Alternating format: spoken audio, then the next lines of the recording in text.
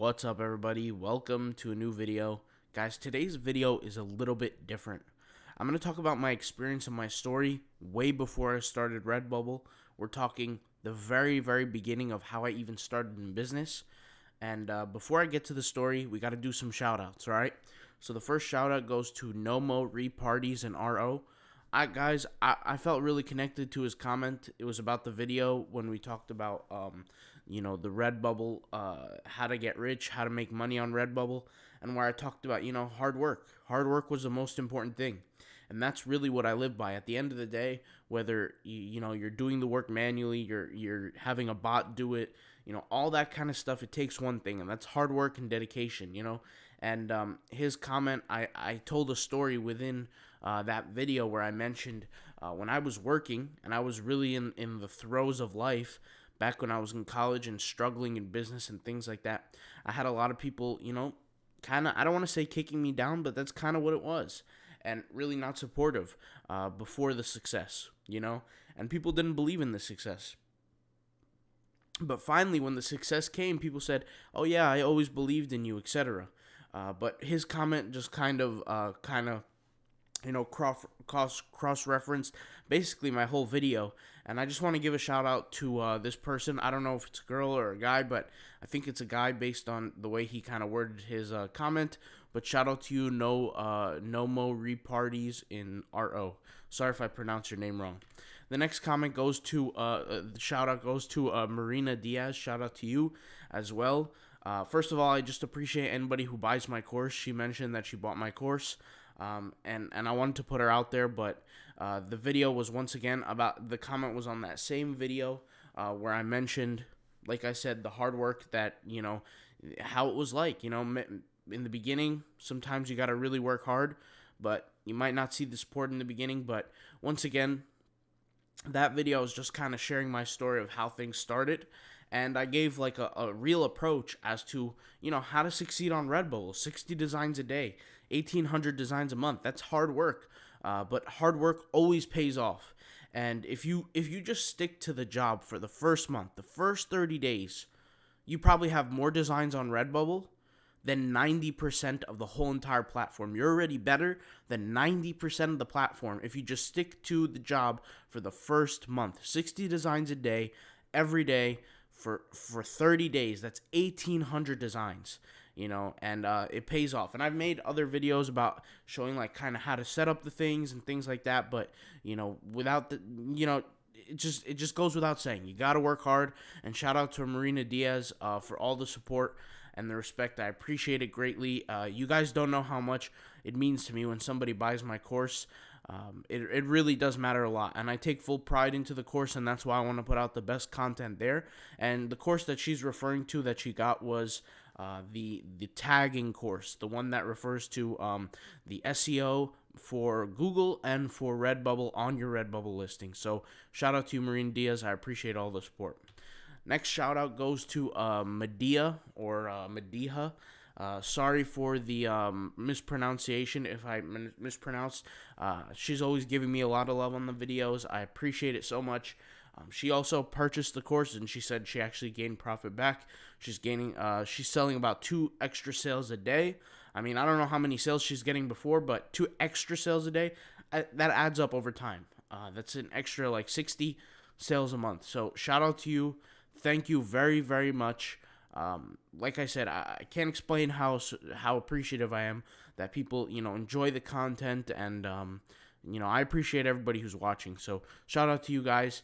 Let's go ahead now and jump into the story. So you guys are seeing a picture here of Conor McGregor, Kevin Samuels. Let's get into the story. This is all going to tie in. I'll explain what's going on. All right. So the story started like way before any business I ever had. It actually started in high school, my story. And it wasn't business related, believe it or not. It was experiential.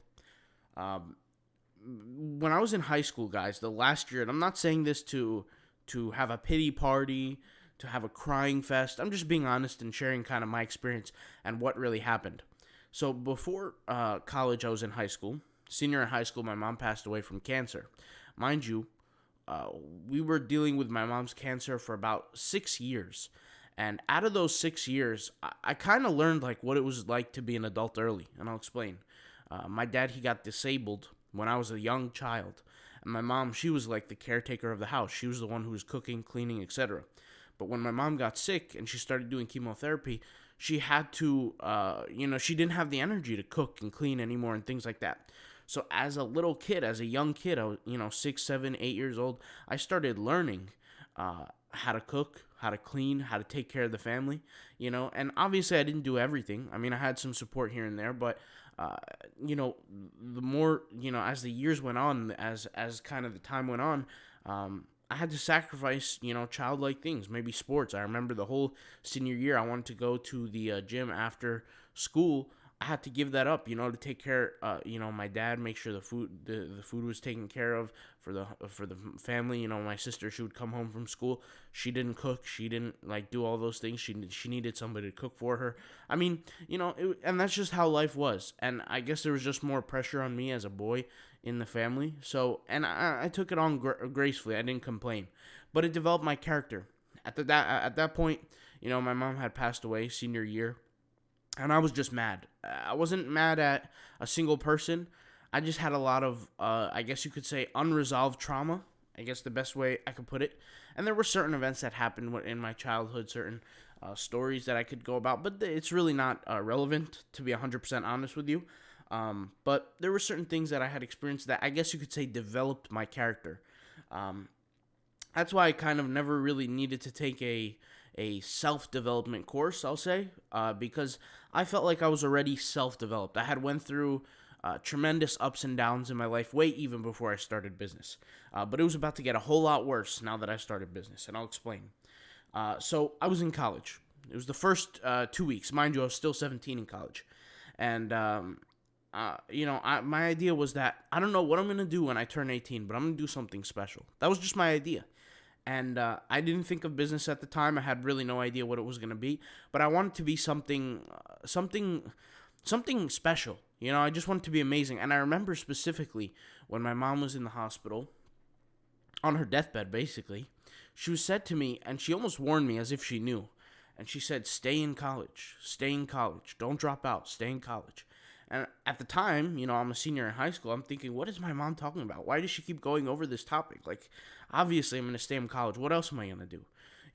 And at that time, I had no idea of business. I had no idea of, starting something like making money online. I had no idea of this stuff, right? So next, like I said, she passed away. Time went on. I went to college my first 2 weeks in class. And my first 2 weeks in class, I forced myself. I put a smile on. I forced myself to show up to class. And literally, within the first 2 weeks, I realized this is not for me. I mean, it was a heartbreaking feeling because I knew how my dad would feel if I told him. Because he thought, college was the light. It was the way out to life. You guys got to keep in mind with my dad, I mean, he didn't have the best situation. He grew up in, Egypt, poor place. He did manual labor jobs all his life since a young age, comes to America, gets disabled in a job, and basically gets disabled because he's not working a desk job or an office job. He's doing manual stuff here in America, gets fully disabled, and, has his son as a caretaker, has his wife as a caretaker, and, just issues like that. So, he thought that school and college was the way out, which in many people's case it was. But I was very, very worried to tell him this because, for me personally, I just didn't feel a connection in college. I thought, like, I just don't belong here. I just felt like college was some kind of big business going on. And I felt like we were the business. The students were the business. The parents who were taking on the college debt of the students was the business. And so, I was thinking, okay, I'm going to turn 18 soon, and I'm in my freshman year of college. I'm thinking eventually in a few months I'm going to turn 18. I have to figure what I'm going to do out. Like, I just can't do college. And I figured, okay, I'm not going to mention to my dad I don't want to do college, but I got to figure something out. At the time, I was a very, very dedicated powerlifter. And I was actually really good at powerlifting. Like, growing up in high school, I remember being the only freshman to deadlift 405, and that was my first deadlift ever. So I got very good at it, and over time I wanted to compete and things like that. But I knew about the powerlifting world, and there was certain gear that you could wear. And when I say gear, I'm not talking about steroids. I'm talking about like equipment, like lifting straps, knee sleeves, things like that. This is way before, by the way, knee sleeves were common. Way before you'd see some guy wearing wraps in the gym. Now it's much more common because of social media. You see the influencers do it, like Bradley Martin, people like that. But way before then, these people, they weren't really well known. There weren't that as many celebrities. This was just the start of Instagram, things like that. So it wasn't really famous at the time. And I figured, why don't I sell those? And I'll buy them overseas because I saw the prices were good and I could sell them. And just to give you guys an example, the knee sleeves, to get them from overseas here to America, cost about like $9. And you could take those pair of knee sleeves at the time and sell them for $50, $60, $100. Okay, we're talking about a pair. And there was only one competitor I had at the time, called Strong. It was a brand called Strong by Mark Bell.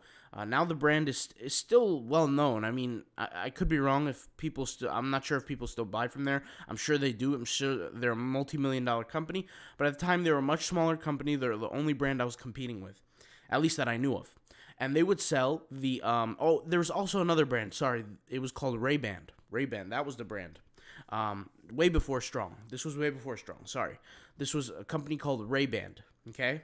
Now, Ray-Ban kind of died off later on, but Ray-Ban was very popular in what I call the Nick Wright era. If you guys are familiar with the fitness world, there's this YouTuber, his name was Nick Wright, and at his peak, he used to wear these things called Ray-Bans, and this was the time where I was competing, selling the alternative product. There were not really many products in the marketplace at the time, and at the time, when I had very first started, and I had came up very, very quickly, guys, I figured, how the hell am I going to sell this? I don't have a website, I don't have attention, I have nothing. And I didn't know anything about business. It was very, very difficult to learn. And so I figured, why don't I send it to Amazon and make money, right? Well, after sending it to Amazon, I realized it wasn't the right product. People were already selling it on Amazon.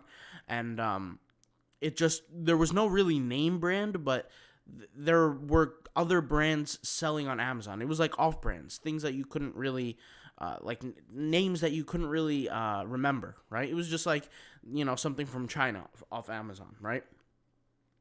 And so after trying to sell it on Amazon, it never worked out. I never made any money. And so I figured, okay, if I could take these products, put them on my own website, and drive my own customers, I can make more money. Because Amazon, the fees would be ridiculous when I would sell a product at the time. And mind you, I was a beginner. I didn't know what I was doing. I didn't know about marketing. I didn't know about any of these strategies, guys. So that's when I had to learn about all this stuff. I started off, I figured, okay, how do I build a website? What do I do? I started researching. I started figuring things out slowly. It took me 3 months to create my first website. Now, that doesn't sound that doesn't sound too good, 3 months.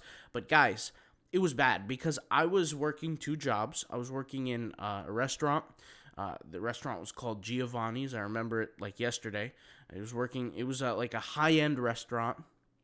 And the payment style was only tips, because we're in New York, and so they say only tips. And I remember on a Wednesday working, only making $27 for the whole entire day.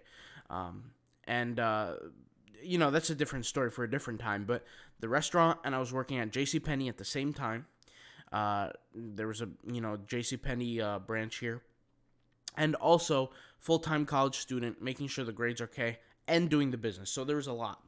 And I was working my butt off, but I was very, very depressed. And this was a time where I was in the throes of business, the trenches of business, working hard every single day, not seeing any results.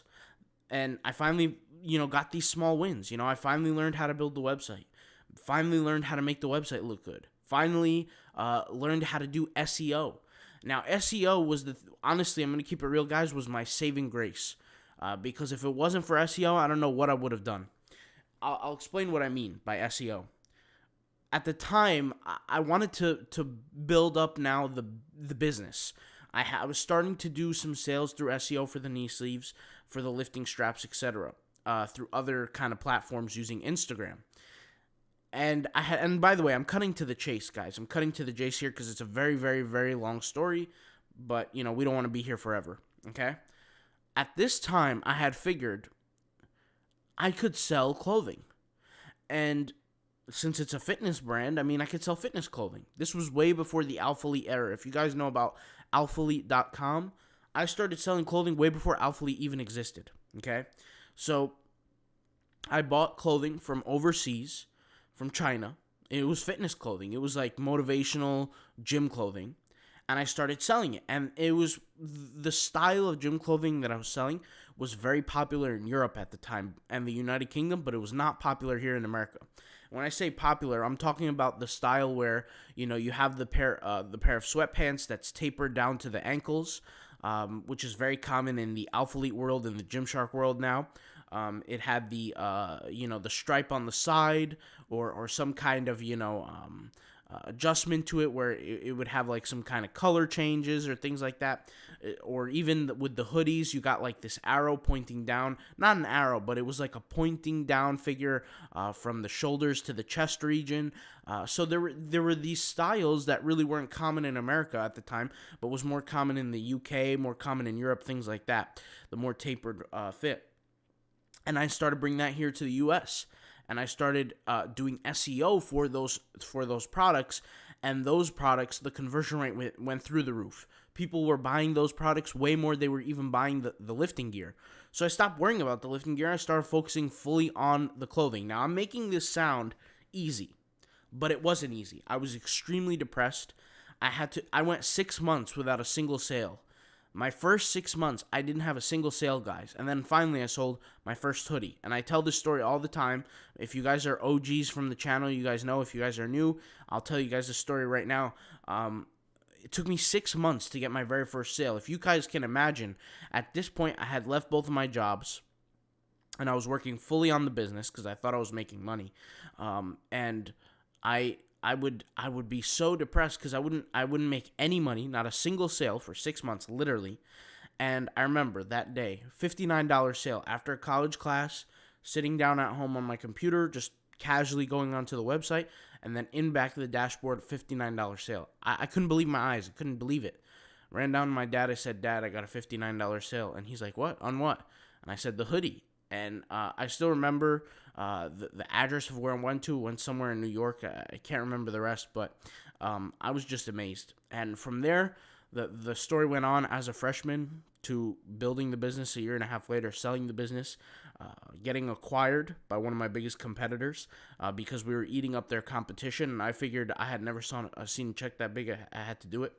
Sold the company, sold the business, and the rest is history. But the reason why I have these two people on the screen is that the first one on the right is Kevin Samuels. And whether you believe in Kevin Samuels' message or not is really not what I'm here to preach.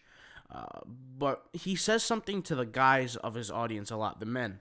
And he says, "Men, if you haven't worked to prove your success for 5 years consecutively, right? If you haven't worked, then you haven't, essentially, I think it was you haven't experienced what it means to be self-made or successful or high value or whatever he says, right?" And guys, like I said, if you are a fan of Kevin Samuels or you don't like Kevin Samuels, I'm not here to, say anything about him as a person, but I want to say that, I knew what it like. I knew what it was like to go through 5 years of hard work and struggle, and it was very, very depressing along the way because there were times where the lows were very low and the highs were very high. My story, the way I said it now, it kind of seemed like everything just flowed, but that really wasn't the case. It was a very, very, very difficult process. I remember going to the beach because it was the one place where I would be able to calm down, and I would just pray to God, and I would just talk to God. I would be like, "God, when is my moment? Is this business thing for me? Is this thing really going to work out?" It was a very, very difficult time, very difficult process. And along the way, I had many people writing me off. And my dad was totally against it. And, my dad's my best friend. He told me, he said, "Listen, if this business stuff doesn't work out, you're going to go work for somebody. This is not, you'd be making more money at McDonald's." And this was specifically during the time, during the 6 month period where I didn't make a single dollar in sales. And this was past, by the way, the 3 months that I was trying to build the website. So it was a very long time, and I was working every day from right after school, by the way. I had class in the morning at college from like 8 in the morning to 12. And after I would have class, I would work all day on the business from, whenever, by the time I got home. So maybe let's say 12:45, 1 o'clock. So from 1 o'clock all the way till 4 a.m. the next morning, I would fall asleep for 4 hours, wake up, go to class. And when I would go to class, I would be falling asleep in class. If I didn't fall asleep in class, I'd be working on the business. And the way I determined that was if the teachers allowed us to have if the professors allowed us to have laptops in the class, then great. I was working on the business. If they didn't, then great. I was falling asleep in class. And that's just the way it was. And, thankfully I finished college. I didn't do too bad. I graduated. I think out of a 4.0 GPA, I think I had like a 3.7, which is really not bad at all. I think it's pretty good, actually. And I would study maybe like a day before the exam. So I got lucky. Like I said, I got very, very lucky. But, it was a very depressing way along the road because I didn't know. And especially when you guys are working and working hard every single day, you don't know when you're going to finally succeed. You don't know when your wins are finally going to pop off. But like Kevin Samuel said, it has to be 5 years of that proven success. Now, I don't know where he got this idea of 5 years from, but I'll tell you this. He said a lot of people who are younger in their 20s don't know what that feels like. And I can tell you, I do know what that feels like. I feel like I developed a little bit earlier because the situations that I had at hand, with my mom, with my family, and things like that. But it was very difficult. It was an immense amount of pressure. And really what the concept of this message is, and for the story, because I'm not just here to just tell my story and that's it. I'm here to tell the story to, more importantly, have an impact on you guys and just tell you guys that, guys, there's going to be times where the lows are going to be very low and the highs are going to be very high, but you have to go through the lows first. The lows come first. The sad parts, the depressing parts, the parts where people kick you down, they come first. And that's the hard part about business, and that's, I think, why 99% don't succeed, right? Is because it's very, very difficult in the beginning. It's very difficult. You have no success. Everybody's writing you off. Nobody really believes you can do it. The situations, you might not have the best situations. Nobody takes you seriously. You don't get the respect you deserve. And truthfully, the people look at you. When I say the people, I mean everybody in your life, your family, your friends, your cousins, your aunts, your uncle, everybody who knows you looks at you like you're some sort of joke unless you're actually doing it, right? When you say, I own a business, if you're not making real money, they look at you like you're a joke. But I'll tell you this, guys. It happens very quickly. When I say it happens very quickly, I'm talking about the success. When it does come, it comes in like a flood, and you're going to blow past a regular salary, okay? Now, why am I talking about this, and how does this relate to Conor McGregor? Conor McGregor, in an interview where he said, some guy said, you're world champion now. He said, yeah, I am world champion, but I'm working like I'm not. I'm working like I'm not world champion because if I go to sleep with a win, I'll wake up with a loss. And I really, really related to that quote a lot because that was my life. I was working every single day so hard as if I had never achieved what I had previously achieved. I could have sat back and said, I'm in college, I already sold my business, nobody else did this at my age, etc., right? But instead, I just kept going. And don't get me wrong, guys. I had my times where I was down and I wasn't as successful. And I maybe, regret those times. But at the end of the day, you got to work hard. You got to put in the effort. And you guys see a lot of YouTube videos. A lot of people have things to say left and right. But in this space that we're in with the online businesses, there's no way to succeed other than pure hard work. Whether it's a tool that you use to make your life better, whether you jump on a different platform like Redbubble, or heck, maybe even you create your website. It doesn't matter what avenue you're going into. You can't achieve anything in this world that we live in unless you're working very, very hard. It doesn't matter what platform you're on. There's no free tickets, there's no free success, and nobody's going to hand it to you. That's why when I say, guys, 60 designs per day, every day for 30 days, that's 1,800 designs. Those 1,800 designs, you do that every single month for a year. At the end of that year, you can get a full-time income. And now you won't be written off anymore. People won't look at you like you're some kind of joke anymore. That's how I was looked at, guys. And like I said, the reason why I say that is you guys got to persevere. We got to push. We got to keep going. And all you need, guys, is that first sale. That first sale to validate the idea. That first sale that will change the momentum. That's why I never forgot my first sale. It was the most impactful sale I've ever made. That first sale, guys, that first $59, that first, check that came in, it changed my life because I realized now if I could do this once, I could do this 1,000,000 times. I could do this 100 times. I could do this 1,000 times, and so on. That's what I did. And so that's exactly the way I look at Redbubble. For Redbubble, you get one sale, okay, now get 10. Now get 100. What is it going to take to get 1,000? What is it going to take to get 10,000? And the matter of, mostly for Redbubble, it comes down to quantity. The more designs you have, the more successful you're going to be. And obviously, guys, there are some things that we have to take into consideration, like tagging, design quality, etc. Right? I'm not telling you guys to go do a bunch of designs with low quality. I'm not saying that. But what I really am saying is the hard work is the most important thing. I've seen people say that, like certain entrepreneurs, I'll give you an example. At the time, Ty Lopez was trying to sell this mentorship thing, and he was saying it's not about how hard you work, it's about who you know. But my argument is you won't know anybody of value unless you work hard and get to that level. Because these people of high value, they don't communicate with people who are not succeeding in business. Like, think about it this way.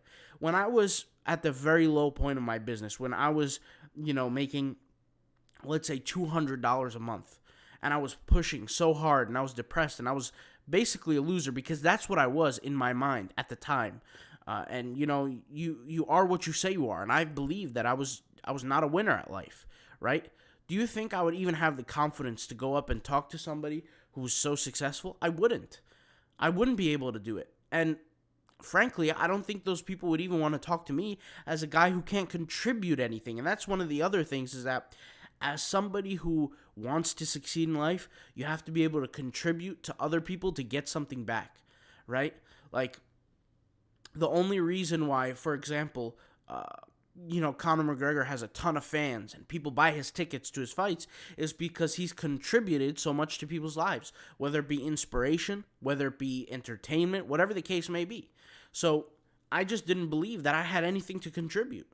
And the point here is out of this whole entire story, and the whole point from this story is that if you have one thing to take away, if you want to be successful, if you want to be that guy that makes money, that girl that makes a lot of money, the boss chick, which there's nothing wrong with, I think the best thing you could do is work incredibly hard and prove all your haters wrong. That's really it.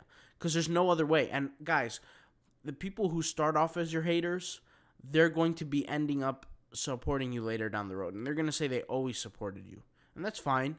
But you got to understand where they're coming from, is that if they don't believe in you to succeed, they don't believe themselves that they could succeed. And at the end of the day, it's just a self-reflection of, it's a mirror image. It's themselves. But you have to believe in yourself, and you have to push yourself, and it's going to be incredibly difficult. There's going to be moments where you just don't want to do it. But you got to ask yourself, what is my motivation? What's my reason? Is it for my family? Is it for me? Is it for, the people in my household? What is the case? What is the motivation? All right? Stick to the motivation. Do not forget it. Keep pushing forward no matter how hard it gets. And guys, I'm here to support you through the way. If you need some inspiration, an inspirational message, comment in the comments below. I'll hit you back up. If you need support, maybe figuring out how to do something, or maybe even my opinion on something, I'm here to support you guys, all right? I'll talk to you guys later. Thank you guys for watching. Peace out. Bye. Hopefully you guys enjoyed this video. See ya.